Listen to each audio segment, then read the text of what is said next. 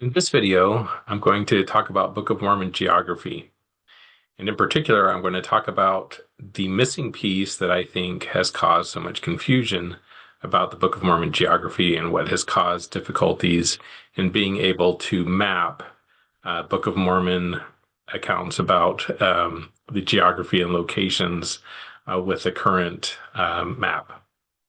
And in doing this, I'm going to first do sort of like a 10,000 foot view, and then I'll go into a little bit more detail showing what the reason is. And the basic reason is that the land has changed. Now, in the Book of Mormon, in the third Nephi, chapter 8, I believe, and the destructions at the time of Christ's death, it talks about the face of the land changed, particularly in the land north. Now, many people have pointed out, well, but it can't have changed too much because we do still see um, villages and artifacts and some of the ancient cities and things like that that were at that time frame 2,000 years ago. And that's a good point, and it's true, particularly for the areas in the United States and in the Central American areas. We see some evidence of destructions. For example, in Mesoamerica, there was a volcano. In the Heartland area, there was a earthquake. In the Heartland area, at some point, there was a meteor that caused sort of a burst and destruction, and that there's some evidence of that. But the Book of Mormon particularly had talked about the face of the land being changed in the land northward. And in this video, I'm going to show that what I think caused the change in the land northward, and I'll show you evidence of that. And the cause relates to the post-glacial rising of the crust and changing of the lakes after the ice ages. And I'm going to show you evidence of that and how that's changed where the water was and how that changes the face of the land as well. And that missing piece, when you start to realize the changes that have occurred there, help to then solve the problem for fitting the Book of Mormon in a Heartland type of setting in particular. Really, what caused most of the scholars and academics in the church to go away from the North American type setting towards a Mesoamerican type setting was really the difficulty they had in putting and fitting the internal map of the Book of Mormon with a Eastern United States heartland type setting. They don't see the narrow neck of land. They don't see how where the sea divides the land and that kind of thing.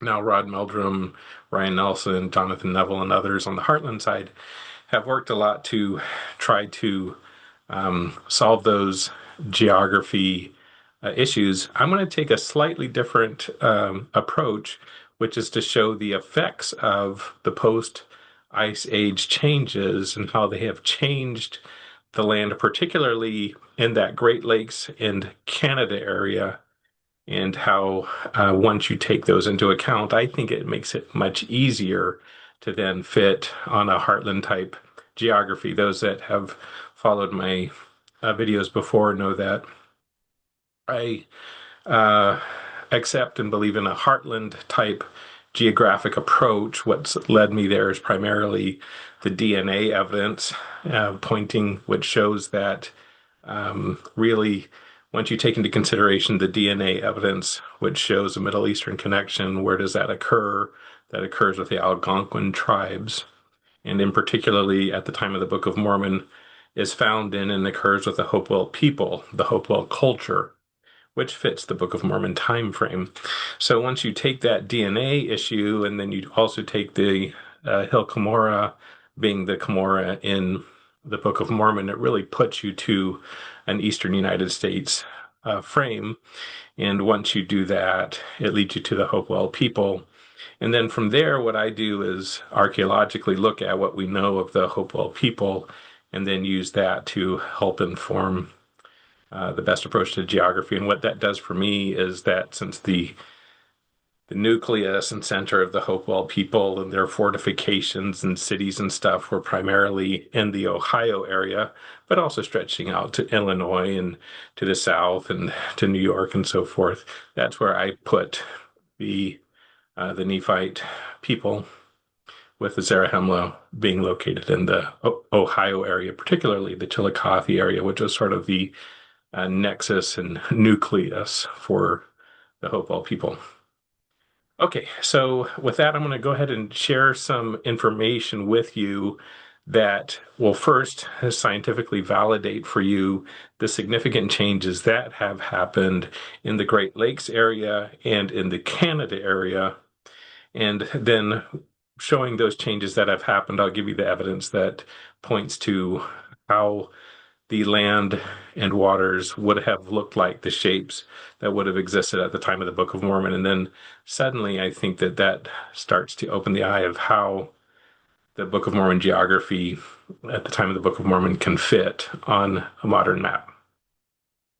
All right, so first thing I want to do is let's talk just briefly about the Hopewell culture, who again I think were the Nephites and the Lamanites. And these were the Native American people that were in the eastern United States, in particular at the time frame of the Book of Mormon. Great civilization. In other videos, I've talked about the cities, roads, and other things. They've left many mounds. But in terms of when you look at where they were in the eastern United States, there are many different maps, and they vary a little bit from one to each one of them, but all of them show them in the eastern United States, stretching up to the Great Lakes, going down to the Gulf of Mexico. Some show them all the way over to the Atlantic. Some show them stopping at the Appalachians. And on the west side, they go at least past Illinois. And some show them stretching out all the way to the Rockies. But what they never show, so they're stretching out to the east, the south, the west, all the way out, sometimes past the Mississippi, all the way to the Rockies. What they never show is them going very far north up into Canada. So if you look at the different maps, all of them sort of stop at the Great Lakes or right about the Great Lakes. I'll go ahead and click on this one. So you can see this one does show them up into Ontario a little bit, but not very far north. And the question is, why is that? Here's a couple of more of the maps. Here's one. As you can see, it shows them going all the way out to the Rocky Mountains. For obsidian, you find obsidian from the Yellowstone area, for example, in the heartland of Ohio. That is, again, for me, the Zarahemla area. You see them obtaining chert, grizzly bear teeth. There's also one with like a bighorn ram, which have been from the Rocky Mountains, found in the Ohio area. They're getting other materials down from the southeast. They got silver, could be from the Quebec area. Also, there's silver from that sort of North Carolina Appalachia area, where you can get silver there as well, and gold. They've seen Gulf of Mexico shells from the Gulf of Mexico, shark teeth, which could be from the Atlantic or Gulf of Mexico, and so forth. So they're traveling great extent, but never very far into the north. And so what that indicates is that the Hopewell at the time, so this was the people at the time frame of the Book of Mormon, they're stretching to the East Coast, they're stretching south to the Gulf of Mexico, they're stretching west all the way to the Rocky Mountains, which would have been a natural border.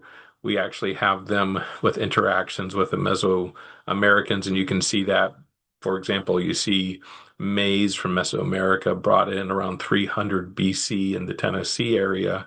You see some other cultural indications of interaction there, and you also see some DNA exchange there with those differing cultures.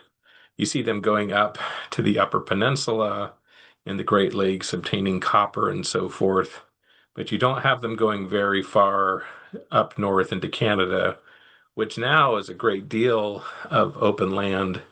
But it leads you to question is what was it like at the time frame of the Book of Mormon? Now, geologists will, when they talk about the history of this area, they will talk about how in the ice ages, huge ice sheets came all the way down and formed the Great Lakes and then retreated. And as they retreated, they're what formed the Great Lakes. And what they left behind was very fertile land to then be used. When those huge ice sheets retreated, it created huge inland lakes and seas, and very different than what it is now. And another thing that happened is that those ice sheets were so thick and so heavy that they compressed and lowered the whole surface of the land such that it was lower elevation than it is now. And that ever since the ice ages, there's evidence of that land in Canada down to the Great Lakes as rising, the stuff that was underneath the ice sheets. And so for thousands of years, that land has been changing. It's really just a question of time, though. So in the Bible and Book of Mormon, it points to a much more compressed and recent time frame for things like the flood. And the Ice Age would have been more recent than the flood. Why? Because if the flood was after the Ice Age, it would have eliminated all of that ice that was there. So when you're talking about a worldwide flood, these biblical events, this would mean in a literal history frame that it would be, you'd have the flood and then you would have an ice age forming quickly more recently than the flood and just a much more compressed time frame. In geology, they look at these things and they say, okay, these all would have taken millions of years, very slow, gradual process, and so forth. Whereas with a biblical time frame, you would be looking at catastrophes, catastrophism, and things happening much faster than previously thought. We still see on the land in the Great Lakes and in Wisconsin, Minnesota, you still see the valleys formed by the ice, by the glaciers. And you see where they've created the valleys, the rivers that they formed, the drumlins that they've created in New York, and the deposits on the land. All of that would have been eliminated if the flood had been more recent than the ice age. So if there was a global flood, which I actually do think there was, I just think it's all a compressed time frame. But I'm open to any of the ideas on this. But if there was a flood, it would have been before the ice ages, and then the ice ages, instead of being so stretched out, would have actually been quite compressed, could have quickly formed a post-flood period. What does that mean? It means that the Jaredites in the Book of Mormon, when they came over, the time frames that they would have come over would have been, again, it says for them the tower after the Tower of Babel, right? The Tower of Babel time frame, which would have been several hundred years after the flood. So what you would have been looking at is you would have been looking at an ice age. Sorry, you would have been looking at a flood, then an ice age of whatever number hundreds of years, which was occurring in the time frame between the flood and the Tower of Babel. And then the ice is receding, and then what you have is this great dispersal of people around the world would have been the time frame, and the Jaredites coming over after the glaciers have receded, and you would have had this new land that was formed and still changing at the time frames of the Jaredites and then the Book of Mormon. What I want to show you now is just a couple of scientific videos, just brief clips, which will show a little bit about the changes of the land, which would have been the land northward in a Heartland geography setting. So this is a video by the History Channel. It's on the creation of the Great Lakes. It does a nice job of just sort of briefly portraying the ice ages, how the glaciers formed the lakes, and then how after the the glaciers recede, it leaves the lakes behind, which then drain. I'm going to go ahead and go to the 33-minute mark here to play. When the ice melted for the last time 14,000 years ago, it filled the lakes with fresh water. It sounds straightforward, but there's a problem. There's so much ice, the Great Lakes should be many times bigger than they are today. Just when geologists thought they'd solved the mystery of how the lakes were formed, a new puzzle emerges. Where did all the water go? Geologist John Menzies is investigating exactly what happened at the end of the last ice age, when a vast ice sheet, 1 mile thick and stretching to the North Pole, started to melt. He believes it was so large it should have created far bigger lakes than the ones we see today. Okay, so again, they say this was about 14,000 years ago. They think I would say this was more like a few thousand years ago, just maybe 4,000 some years ago, 3,500 years ago, something like that, right just before the time frame that the Jaredites came over. I'm going to skip to 3525. Evidence of a colossal freshwater lake. We're looking at a vast amount of water. When you think of the water, it stretched from here to beyond the present lake, way into New York State, beyond into Rochester, so it's a huge, enormous inland sea. Despite their size, the Great Lakes today are just a small fraction of these vast prehistoric lakes. The water has vanished. Geologists want to know how they emptied. 50 miles east of Toronto, at India River Canyon, Menzies picks up the trail of the missing water torrents. Okay, what we have here is an enormous subglacial pothole formed by subglacial meltwater exiting underneath the ice sheet, typically formed with a large roller ball which rolls around in these really torrential vortices. The meltwater is chock full of boulders and sediments, and in this instance it's drilled itself the whole way through. These potholes are evidence of a catastrophic flood, of huge volumes of water moving at high speed. This flood needed an escape route, and Menzies believes he's found the place. This would be an enormous torrent, possibly at least a couple of miles across, and could easily have been 200, 300, 400 feet deep, moving at an incredible velocity. Nearby, a steep gorge, yet more evidence of the floodwater's terrifying power. The stream that remains today couldn't have cut such a huge amount of rock. And what we've got left is what we call a misfit stream, which is the fairly small Indian River, and this, if you like, is the remnant of that enormous torrential flood. Geologists believe as the ice sheet retreated, it uncovered this ancient India River outlet, allowing vast amounts of meltwater to tear down towards the sea.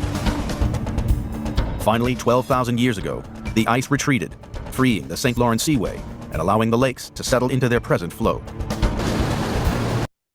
I'll note that this huge emptying of the Great Lakes, as he indicated, would be huge torrents of water faced this, earth-changing floods and amount you're talking about. In addition to draining out the St. Lawrence type seaway, in addition, it would drain out through the Mississippi River location that we have now, and then also up through northwest through Canada. And so they have evidence of drainage all these ways. And I'm not saying this is what happened at the time of Christ's death. I'm saying this was previous to the Jaredites. But what it leaves behind is the geography that we should be looking at in terms of matching up Book of Mormon geography. Okay. Clear example of how the water has dropped a good 3 to 4 feet. Many have been quick to blame global warming for the fall in lake levels. But geologists believe there is another force at work. The ice sheet that cut out the lakes was so heavy, it pushed down on the Earth's crust.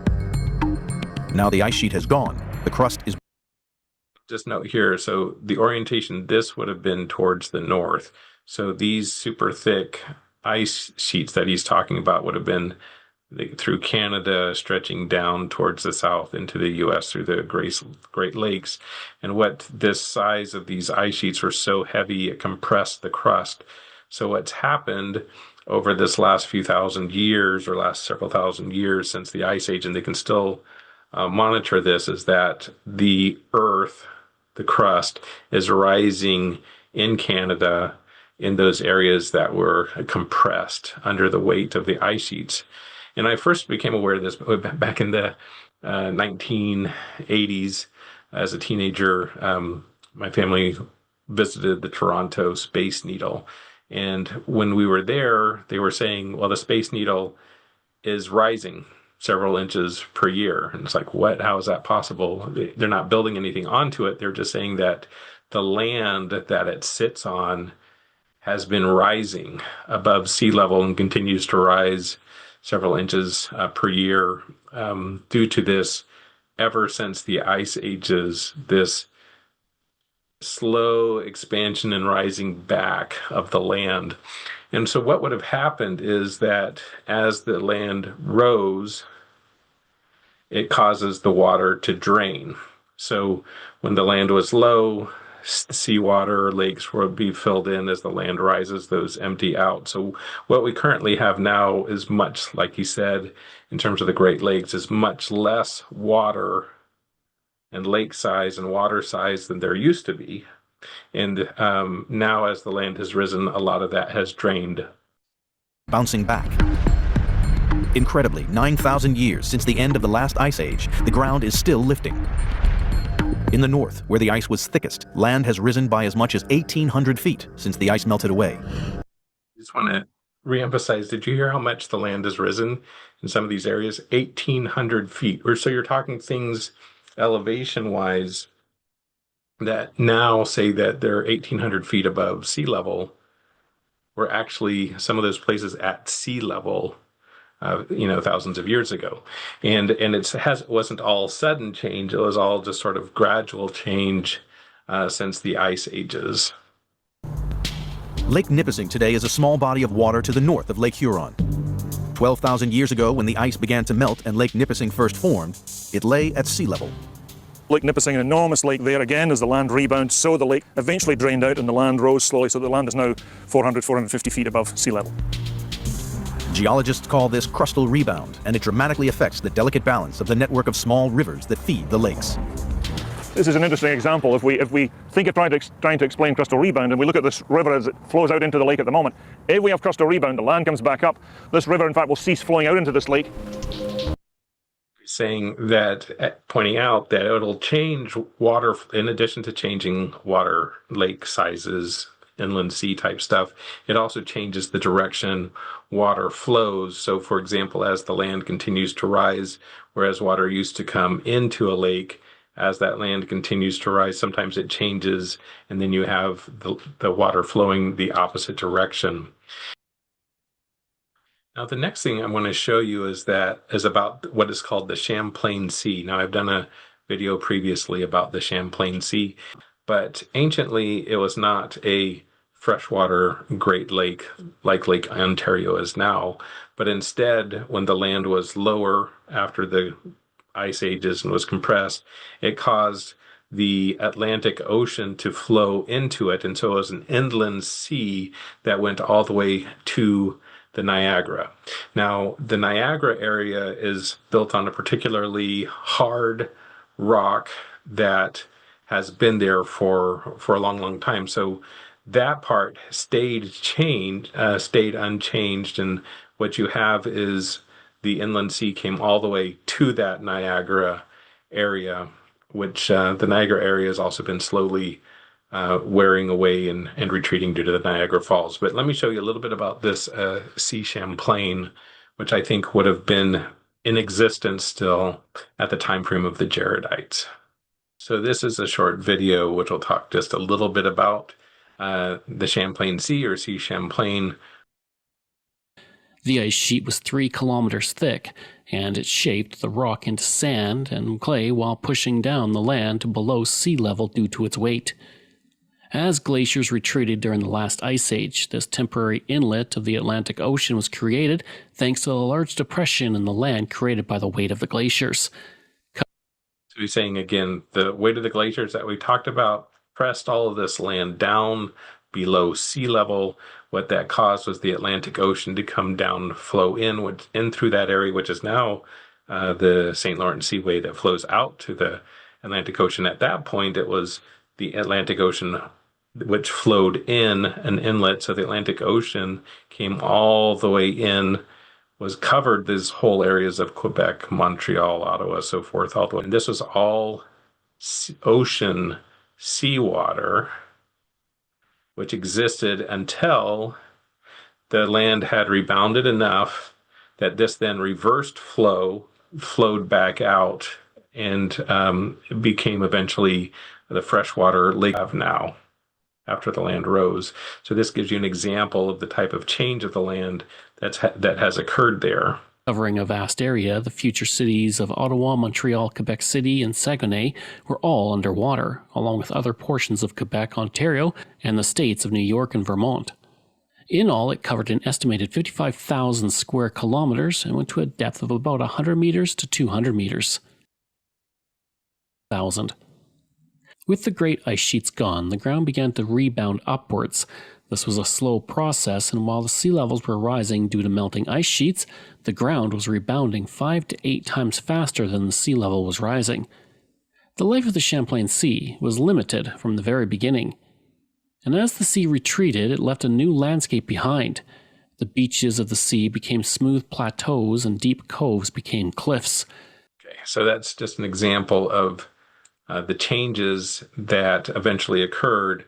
There used to be this whole inland sea here. I think this, in Book of Mormon timeframes, is described as the EC, which is Atlantic Sea and Atlantic Ocean, all the way through this Sea Champlain, which existed until some point where the land, after thousands of years after the Ice Age, had risen enough to then reverse flow, and then this all flows out thereafter. At that time that would have occurred, that would have resulted in a great amount of flooding at the time as well. Also, about some of the other post-glacial lakes that occurred.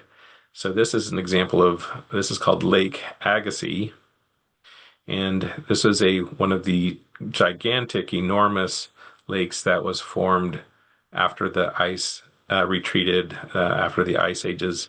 This lake was bigger than all of the Great Lakes now combined.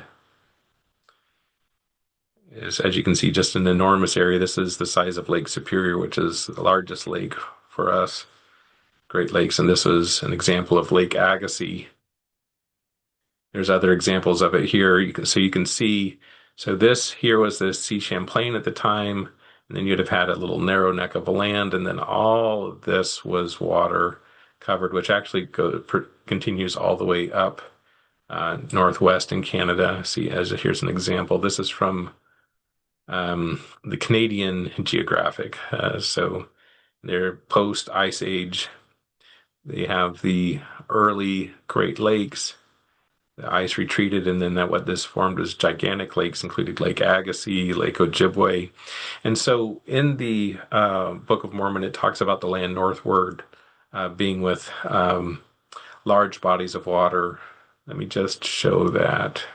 So this is 74 BC when Morianton, this is the time of Captain Moroni, Morianton wanted to flee to the land northward, which was covered with large bodies of water, and take possession of the land northward.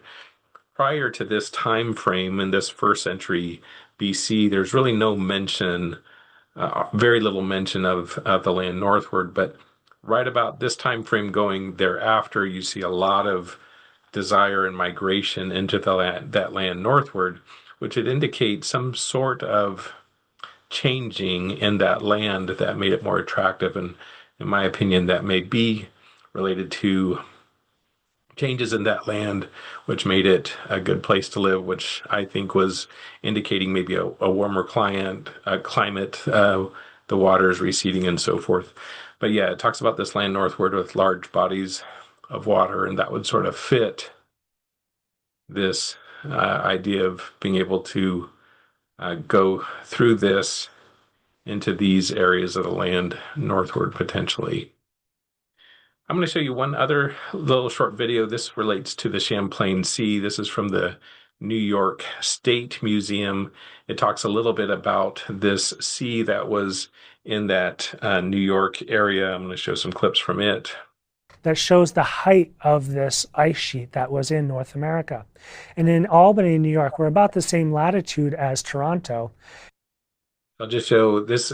Here he's just talking about just how thick the ice sheets were. And some of these that you see, for example, at the location, which is now Montreal, it was 3,300 meters, which would be about 10,000 feet thick, almost 2 miles thick ice that was on that. And so that's the amount of ice that was on that, and then eventually melted away, and then the water then is gone, which then causes the ground to rise in these locations. And this ice sheet would have been about 2,000, 2,100 meters high, which equates to about 6,500 feet. So this is a really big ice sheet. It's a really big glacier, and it's locking up a lot of ice and water. Once this Laurentide ice sheet, this ice sheet that's covering North America, recedes north of the St. Lawrence River mouth, because the ice sheet was so big, it actually forced the crust of the earth below sea level. And once that ice sheet recedes north of the mouth of the St. Lawrence River, instead of the St. Lawrence River flowing from west to east out to the Atlantic Ocean, the Atlantic Ocean actually floods this area of northern New York State, northern Vermont, and southeastern Canada from about 13,000 years ago to about 9,000 years ago. And it is a complete marine ecosystem. And we have many, many fossils of mammals and fishes and invertebrates like clams and snails. Not only did we find this ring seal fossil, but there have been harbor seals found. In fact, the Vermont's state marine fossil is a beluga whale from the Champlain Sea period called the Charlotte whale. He also then shows, if I recall, an example of a beluga whale skull. Yeah, there he is. Top right portion of the skull. And in this portion of the skull, you can see that this is where the blowhole would be. And if I flip it over, this is where the teeth would have been in this beluga whale. That's good enough. So again, there is no doubt that the geography in that New York, Ontario, Canada area was vastly different after the Ice Age, and that the change since the Ice Age to the present has been a gradual, slow process of the land rising, the lakes draining, and so forth. And that significantly changes the complexion of the land, how the land interacts with the waterways, the shapes that you're dealing with, and so forth. Now, I think that this is a key missing understanding, which would open up a new understanding for Book of Mormon geography, because I think there's good evidence that the time frame is actually much more recent than thought, and that the Great Lakes and the St. Lawrence Seaway, the Sea Champlain, all of this was in existence at the time frame of the Book of Mormon in different formations that they are now. And I think when the Book of Mormon talks about where the sea divides the land, it's talking about this huge Great Lakes system, which was all together out to Lake Agassiz and so forth, and then the Sea Champlain, and there really was only a narrow neck of land, such that when, for example, Marie Anton and Alma 50 wanted to escape to the land northward, and Moroni didn't want to let him go, because once he got to the land northward, they wouldn't be able to get him anymore. I think what the logic was that while he was in the land southward below the Sea Champlain and the Great Lakes, and they were on the east side, they could be hemmed in, because you have the Atlantic Ocean, you have the Sea Champlain or St. Lawrence Seaway. But if they got through that narrow neck, then it's all of this land where they could then go in any direction and no longer be contained. And that was what the concern was there.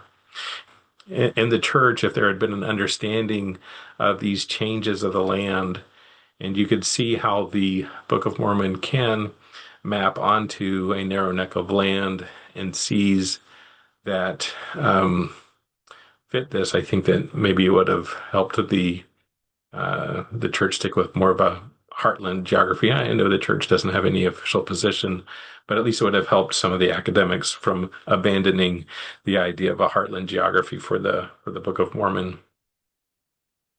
In a previous video, I've talked about additional evidence for the Champlain Sea and that it was there potentially during the time of the Book of Mormon.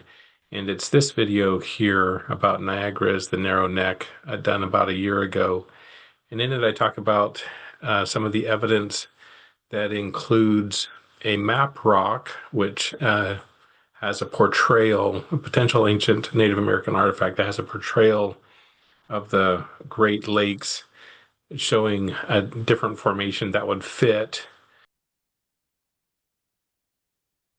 Here in the video is a picture of the map rock, which shows a portrayal of the Great Lakes, but it shows this Lake Huron and Lake Erie being connected without a way through there, and it appears to indicate somebody taking a path going from here to Ontario, where the shorter route would have been across if there had been a way through, but it appears to show traveling all the way around to the Niagara area up. And so to me, this is another indication of the potential for that geographic formation at the time frame of the Book of Mormon. One other piece of evidence that I'll go into in a future video is to show some information from this man who has a YouTube site indicated here, and he's done a lot of work and had some really interesting finds recently regarding Native American sites, particularly stone walls, stone circles, and that appear to have been done by ancient Native Americans. And what's significant about them is that he has found that they have been located at elevations and locations that would have been around the ancient Sea Champlain. They're over 1,000 feet in elevation currently, but where they're located would have been right at the shore of the ancient Sea Champlain. In a future video, I'll go into some of what he's found, but I do recommend his site if you're interested in looking into that. To me, he obviously thinks that these are much longer ago, but I think that this could be the Jaredites who were around the ancient Sea Champlain. So the bottom line is, I think a key missing ingredient for understanding Book of Mormon geography, to helping the Book of Mormon locations map onto our modern maps, is a recognition and understanding of the changes that may have occurred in the land, in particular, which occurred in the Heartland geography in that Canada area as discussed in this video. I look forward to your thoughts and comments. Thanks.